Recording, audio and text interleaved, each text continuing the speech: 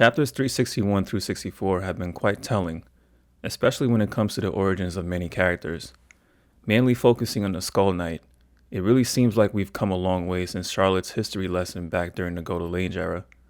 From then, we've gotten more hints due to events like the eclipse, Guts' interaction with Flora, and finally the visions seen recently in interactions on Elfhelm. So let's get the obvious out the way. Like Guts, Skull Knight seems to be the common denominator that glues many characters in the series, especially the ancient/older characters like Flora, Getfrin, the Flower Storm Monarch, Hanar, Zod, Void, and the rest of the Godhand before the emergence of Vemto. But in this video, I'm going to focus and put two and two together with the three characters that seem to be closest to him. When I say him, I mean King Gaiseric version. Danan, Flora, and Void seem to be the characters that mainly have a connection to Gaiseric before he was consumed by the Berserker armor. In the past, Princess Charlotte gave the legend of King Gaiseric, speaking of the king as a fierce conqueror who ruled over Midland with an iron fist. She then went into detail on the history of how Midland came to be during the operation to rescue Griffith from imprisonment, stating that the kingdom of Wyndham was built on the ruins of an old empire, whose capital city was called, forgive me if I butcher the hell out of this name, Kunio Chunochi. Most importantly, the vision witnessed in 362 confirmed the sacrificing of the capital of the empire via an ancient eclipse, showing the famous sacrificial brand engraved in the cityscape, matching up with the decomposed dead bodies with the same brand on their foreheads at the bottom of the prison tower. This vision also confirmed that a woman who visually looked similar to Dannan, aka the Flower Storm Monarch, was Gaiseric's love interest, and that Void is a witness or directly involved with this tragedy. Chapter 364 also confirmed that Flora was present for Gaiseric and Danann's relationship, and being involved with the pair led to her doing something that got her exiled from Elfhelm. With all the bits and pieces that we were given throughout the years and recently, I have theorized a connection between the four individuals, and it goes like this. Before Midland was even Midland, like many civilizations in their inception, was comprised of warring states, ravaged with conflict between warring tribes or many kingdoms, mirroring how the Golden Age was a time of mercenaries seeking glory for favor of kingdoms like Wyndham and Tudor. Like Guts, Gaiseric more than likely grew up knowing nothing but war and death. As a result, this life forged him into a battle-hardened warrior.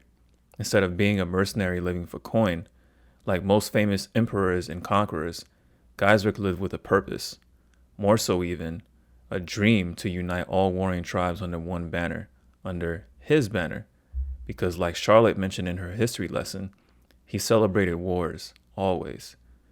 Similar to great conquerors in world history like Nobunaga Oda, Genghis Khan, Shaka Zulu, Alexander the Great, so on and so forth. But like these great conquerors, he was flawed. Being a great warrior does not necessarily equate to being a just ruler. The more he conquered, the more he became infatuated with the bloodlust for battle and became drunk with power. Being such a powerful conqueror would make him a terror to some, while a hero to those who shared his vision. He probably had many concubines too, until he met an exceptionally beautiful and defiant woman who inevitably became his queen. In those days, magic, the supernatural, and fantastical beings were not estranged to the local populace. Like most uncivilized societies, prior to being conquered, people ascribed to pagan beliefs and were more in tune with the natural forces of the world.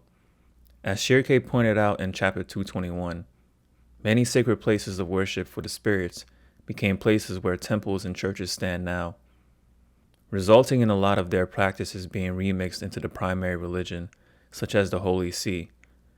For instance, the 4 cardinal points of the Vatican are remnants of the 4 great beings that give divine protection from the 4 corners within the spirit realm.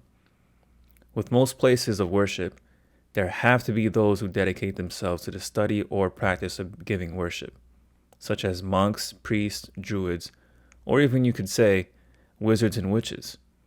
If this indeed turns out to be the case for the Berserk world's prehistoric and ancient history, then that means practitioners of magic like Flora and Getfrin existed in the open in these ancient times.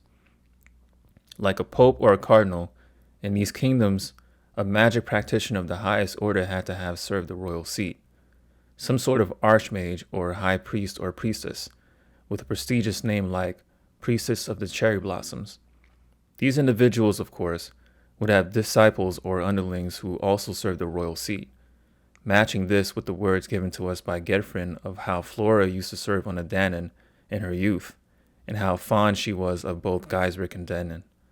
I presume that Dannan was the high priestess of Gaiseric's empire, whom inevitably developed an intimate relationship in becoming his empress, receiving a specially made armor made from her homeland that would aid with his effectiveness on the battlefield.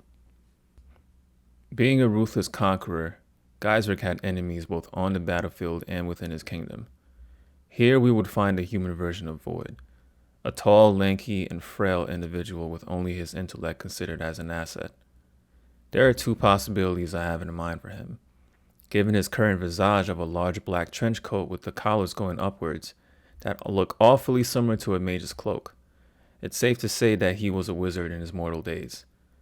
The first possibility is that Void was a member of Gaiseric's court and a rival mage to Danan, who became envious of her rise and did not approve of the relationship between her and Gaiseric, resorting to treacherous acts that forced the emperor's hand to imprison him. The second possibility, Void served a smaller kingdom that was conquered by Gaiseric. In this process, the royals he faithfully served were killed by Gaiseric, and his people were forced to assimilate into the empire, like many other tribes before and after. Like a virus, Void planted himself into the society, recruiting those inside the empire who wanted to enact revenge and overthrow Gaiseric's rule, until this insurrection was thwarted and he was imprisoned for treason. Like Griffith, Void was likely tortured and mutilated during his imprisonment, eyes sewed shut and tongue cut out, hence why his face looks the way it does as one of the 5 fingers of the God Hand.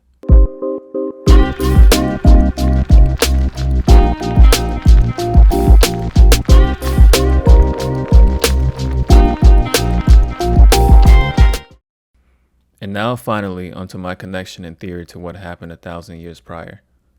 On the fateful day of the eclipse that shattered the Midland Empire, the traitor who would become Void was to be executed on the highest hill in the capital, to serve as an example and warning to those who would dare follow suit. Naked but draped in his mage cloak that was embedded with a peculiar red egg, Gaiseric clad in his armor gifted, accompanied by his empress and royal guards to witness Void's end. Flora, now present, was sent to a far-off island by her mistress to further her studies in the dark arts with Vovapa. Before the execution, Gaiseric would ask if he has any last words in a mocking fashion.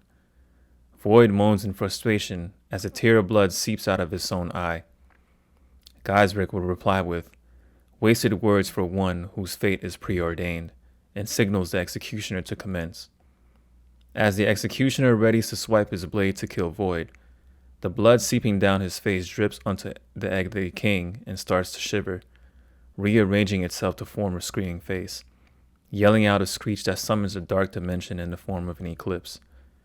The surface is made of large demonic tentacles with eyes. Gaiseric and his guards ready themselves for a battle, seeing the imminent threat. Danan is petrified as she looks in shock at the hill where a Void is and see 4 beings towering over him. One of these beings approaches Void and says, "If you wish to see those in despair, to free them of their shackles from a false rulership, make a single chant, 'This I sacrifice.'" Unable to see who is speaking and what is happening, Void is silent but feels the warmth of an aura.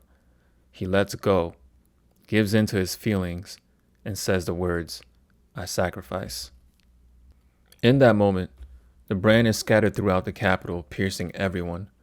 Danan is branded on the shoulder and Gaiseric through an opening in his armor where his skin is exposed.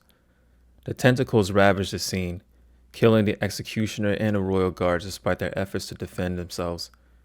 Void is encased in a cocoon undergoing metamorphosis, while Danan is struck in the back bleeding out. As Gaiseric defends himself from attacking monstrosities, he catches wind of his empress being impaled, strikes the tentacle and catches her in his arm as life seeps out of her. Danan reaches out to his face for the last time before passing out, revealing the capital lit up in the form of the brand, while hearing far-off screams of citizens dying.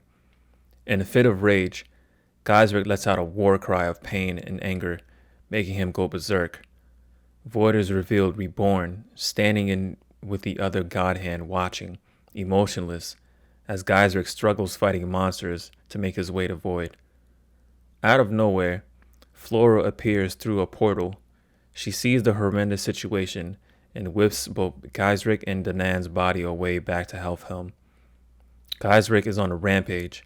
Volvapo restrains him with magic while Flora reaches into his psyche. By the time he is able to recover his mind, the armor has taken too much of his blood and body to recover. Gaiseric asks Flora for a final request, to save Danan and secure his soul so that he may take revenge one day on the God Hand. Flora complies, and with help from Hanar, embeds his soul into a new set of armor using forbidden magic. They also create a mausoleum with Danan's body under a cherry blossom tree, to later on bear a fruit, reincarnating Danan as the Flower Storm monarch, ruler of the elves. But for her transgressions of using forbidden magic, Flora was exiled from the island for breaking a cardinal mage rule, never to return again. And that is what I theorize happened and is the connection between these four critical characters in Berserk. Let me know what you guys think of my theory. It's something that I've thought about a lot and went back to reread previous chapters to come up with. Remember to give your boy a like and subscribe to the channel for future Berserk lore discussions. You know the vibes. It's Kaizoku Sleven. Appreciate you.